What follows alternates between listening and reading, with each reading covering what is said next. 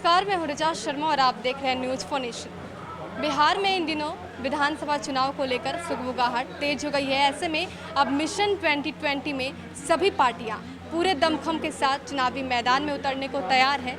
लेकिन इस बार एक और पार्टी आपको नजर आएगी, जी हाँ, राष्ट्रीय जनजन पार्टी। अब इस पार्टी की प्लानिंग क्या है, कैसे ये बिहार के विकास में योगदान देगी, ये सब जानेंगे। इस वक्त हमारे साथ इस पार्टी के राष्ट्रीय अध्यक्ष आशुतोष कुमार जी हैं। सर, सबसे पहले तो बहुत बहुत स्वागत है। बहुत धन्यवाद। आपके पास रोड मैप क्या है सर? रोड मैप, सारे रोड मैप तो हम यहाँ डिस्क्लोज नहीं कर सकते और अभी संभव भी नहीं है कि इतने कम समय में हम करें। देखिए, सबसे पहले तो कि आप अब अगर बिहार में बदलाव की बात कर रहे हैं, जैसे हमारे थीम में देख रहे हैं, बदलो बिहार, अब की बार बदलो बिहार, तो बिहार को आपको ये समझना होगा कि बिहार में सबसे ज़्यादा ज़रूरत किस चीज़ की है। तो ज़रूरत यहाँ रोज़गार की है। यहाँ जो स्थिति लॉकडाउन में जो हुई, जो सड़कों पर जो लोगों के छाले जो देखे, वो देश विदेश में बैठे लोग, उनके आंखों से भी आंसू निकल गए होंगे। तो सबसे पहले तो रोज़गार पर बात करनी होगी। और रोज़गार केवल आरोप लगाने से तो बिहार में रोज़गार आएगा नहीं कि हम नीतीश जी पर, हम लालू जी पर आरोप लगाएं कि इन्होंने रोज़गार नहीं दिया। ये तो सच है, इन्होंने नहीं दिया। केवल कुर्सी के लिए कुछ भी कर गुजरने के लिए ये लोग तैयार रहे। लेकिन अगर बात हम लोग करें कि हमारे पास क्या रोड मैप है, तो सबसे पहले बिहार में छोटे छोटे उद्योग को बढ़ावा देना होगा। और बिहार केवल कंजम्पशन मार्केट बनकर न रह जाए, इसको प्रोडक्शन मार्केट के रूप में भी बनाना होगा। आज के डेट में हम केवल कंजम्पशन मार्केट बनकर रह गए हैं, हम प्रोडक्शन नहीं कर पा रहे हैं यहाँ से। तो यहाँ से प्रोडक्शन भी करना होगा। यानी कि बिहार में छोटे छोटे उद्योग धंधे 2 लाख रुपए से लेकर 2 करोड़ तक के लघु उद्योग के तहत आप काम करें। उसके लिए खास करके फूड से संबंधित, खाद्य सामग्रियों से संबंधित बिहार में बहुत रोज़गार के अवसर हैं और उसके लिए एक बहुत बड़ा क्षेत्र है बिहार। तो ऐसे में हम लोग चाह रहे हैं कि बिहार के विभिन्न ज़िलों में त्रैमासिक सेमिनार के माध्यम से जो भी युवा, मान लीजिए जिनके गांव में 5 बीघा 10 बीघा ज़मीनें हैं और वो जाकर दिल्ली में सिक्योरिटी गार्ड की नौकरी कर रहे हैं या कुछ और कर रहे हैं, तो उन्हें दिल्ली जाने की ज़रूरत ना पड़े 10-12 हज़ार रुपये के लिए, पंजाब हरियाणा जाने की ज़रूरत ना पड़े। वो बिहार में ही अपने ज़मीन में या लोगों से लीज पर ज़मीन लेकर कैसे छोटे छोटे उद्योग लगा सकते हैं, उसके लिए हम लोग एक टीम तैयार कर रहे हैं। उस तरह के अनुभवी लोग, जिसमें MBA होल्डर भी होंगे, जिसमें बिजनेसमैन भी होंगे, जिसमें कई ऐसे लोग होंगे जो इस पर व्यापक रूप से जानकारी रखते हैं। और हम लोग हर एक 3 महीने पे त्रैमासिक अलग अलग ज़िलों में सेमिनार का आयोजन कराएंगे और जो लोग इंटरेस्टेड होंगे उन्हें उसमें आमंत्रित किया जाएगा, उन्हें उस रोज़गार के बारे में बताया जाएगा, उन्हें वो मशीनरीज उपलब्ध करवाई जाएगी, उन्हें मार्केटिंग के बारे में समझाया जाएगा और उनके बिहार में कैसे उनके प्रोडक्ट को कैसे जन जन तक पहुंचाना है, इसमें भी हम लोग सहयोग करेंगे। और हम लोग कोशिश करेंगे कि बिहार के लोग, जो बिहार की जनता है, वो बिहार में बने प्रोडक्ट को ही उपयोग अपने घर में करें। आशुतोष जी, आपने कहा कि सबसे पहला आपने फोकस किया था रोजगार पर। बेरोजगारी हटाने की बात अब आरजेडी के युवराज भी करने लगे हैं।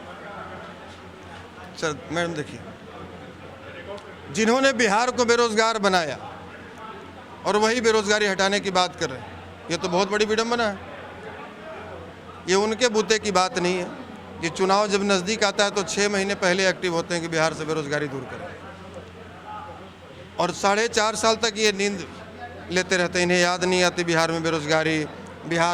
बिहारी लोग जो देखते देखते प्रवासी हो गए, वो इन्हें याद नहीं आते। ये जब चुनाव का टाइम नज़दीक आता है तो इनकी नौटंकी शुरू हो जाती है।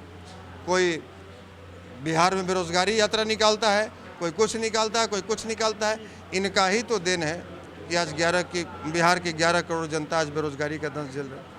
और यही बेरोजगारी हटाने, इनके पास रोड मैप क्या है, इनके पास विज़न क्या है? कोई विज़न नहीं है इनके पास। इनका केवल एक उद्देश्य है कि किसी भी प्रकार से बिहार की सत्ता पर काबिज हो जाना। अगर आपकी विचारधारा किसी पार्टी से मिलती है तो गठबंधन बनाइएगा? निश्चित रूप से। और गठबंधन होनी भी चाहिए विचारधारा की। आजकल ये आम बात हो गई है कि कोई भी पार्टी के लोग किसी भी पार्टी के साथ गठबंधन कर लेते हैं केवल सत्ता के लिए। जैसे कश्मीर में आपने देखा होगा भाजपा PDP का गठबंधन हो गया, यहाँ देखे होंगे लालू नीतीश जी का गठबंधन हो गया, लेकिन वो चलता नहीं है। वो पोस्ट पोल हो या प्री पोल हो, वो चलता नहीं है। क्योंकि वो विचारधारा नहीं। वो विचारधारा मेल नहीं खाती। वो कुर्सी के लिए कुछ समय के लिए वो मिल जाते हैं, लेकिन वो लंबी लड़ाई नहीं लड़ पाते साथ रहकर। हम चाहते हैं कि कुर्सी के लिए गठबंधन न हो, गठबंधन यदि हो तो जिसकी विचारधारा हमारे विचारधारा से मेल खाती है, हम उसके साथ गठबंधन करें। आशुतोष जी, आप हमेशा से भूमिहारों के नेता रहे हैं, भूमिहारों ने ही आपको नेता बनाया है। अब बात आप करते हैं जन जन की, तो भूमिहारों को क्या फ़ायदा मिलेगा? देखिए, जिस समाज की हम आज तक बात करते आए वो गैर राजनीतिक संगठन था, और निश्चित रूप से उस संगठन के बैनर तले आगे भी उनकी बात होगी। लेकिन अगर हम उनका भी कल्याण करना चाहते हैं तो एक मजबूत सोच वाले, मजबूत विचारधारा वाले वैसे लोगों को सदन में भेजना जरूरी है, क्योंकि इस लोकतांत्रिक व्यवस्था में सारा पावर तो राजनेताओं के पास दिया हुआ है। हम बाहर सड़कों पर लाठी और आंदोलन करके क्या कर लें? तो हमने समाज को झकझोरने के लिए, सोए हुए समाज को जगाने के लिए आंदोलन किया, लाठियां भी खाई, हमने हजारों रैलियां की, हजारों सभाएं की। समाज जागा भी और उसका रिजल्ट भी देखने को मिला, और आज व्यापक स्तर पर समाज का समर्थन भी मिल रहा है। तो अब समाज के बीच से ही ये उम्मीद, ये मतलब डिमांड आ रहा है कि आप राजनीतिक विकल्प दीजिए।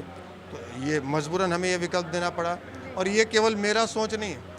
विगत 7 नवंबर को पटना के गांधी मैदान में लाखों लोगों ने दोनों हाथ उठाकर और खुद का राजनीतिक विकल्प बनाने के लिए ये डिमांड किया। उस रैली में भूमिहार थे सर। देखिए, रैली में भूमिहार थे, चूँकि वो भूमिहार का ही रैली था। उसमें यादव जी कैसे आते?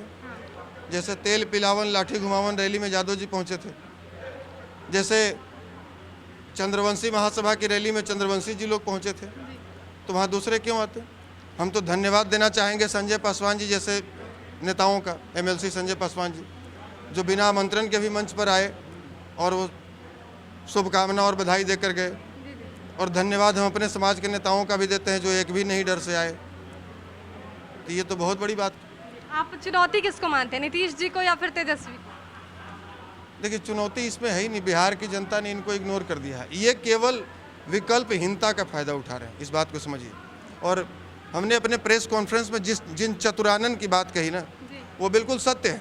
ये 4 लोग बिहार को किसी भी तरीके से, बिहार की जनता को अपने राजनीतिक षड्यंत्र के तहत फांस कर रखना चाहते हैं। आप अगर 30 वर्षों का उठाकर देखिएगा तो ये एक दूसरे को ढाल के रूप में इस्तेमाल किए हैं। बिहार के ये 4 लोग, हमें नहीं लगता कि नाम बताने की आवश्यकता है किसी को, सब लोग जानते हैं। और ये अगर बिहार को इस समस्या से निजात पाना है ना, तो इन 4 का राजनीतिक सफाया करना होगा, क्योंकि इन 4 में से कोई एक भी जिंदा रह जाएंगे तो ये तीसरे को जिंदा कर देंगे। सर, आपने कहा नेता नहीं बनना है, बिना नेता बने चुनाव होगा? चुनाव तो लोग लड़ेंगे, चुनाव तो हमें लड़ना ही नहीं, इसीलिए नेता नहीं बनना। बिहार की 11 करोड़ जनता हमें बेटा के रूप में स्वीकार कर ले, हमारे लिए ये सौभाग्य की बात है। तो ठाठ से सभी सीटों पर? जी हाँ, बिहार के 243 सीटों पर पूरे दम और खम के साथ। तो इस बार उम्मीद क्या दीजिएगा, जनता को क्या उम्मीद होगी, कैसे विश्वास होगी जनता को? बिहार की जनता से हम कहेंगे कि आपके लिए एक बहुत सुखद पल है, और जिस विकल्प की तलाश में आप थे कि एक ऐसा विकल्प मिले जिसके पास बिहार के डेवलपमेंट को लेकर कोई विजन हो, बिहार में रोजगार को लेकर कोई विजन हो, शिक्षा में सुधार को लेकर विजन हो, अपराध मुक्त बिहार बनाने को लेकर विजन हो। अब वो विकल्प आपके सामने आया है जिसका आप वर्षों से तलाश कर रहे थे।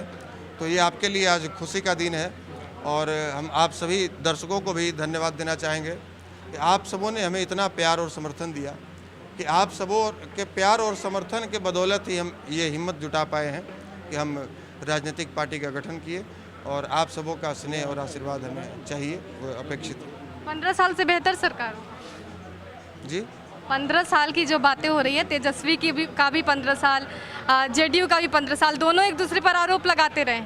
आपकी जो अगर सरकार बन जाएगी तो 15 साल से बेहतर की होगी? बदलाव या हमारे जो राजनीतिक जो चुनावी घोषणा पत्र में जो आपको देखने को मिलेगा, हमें लगता है कि वो तमाम पार्टियों से अलग होगा।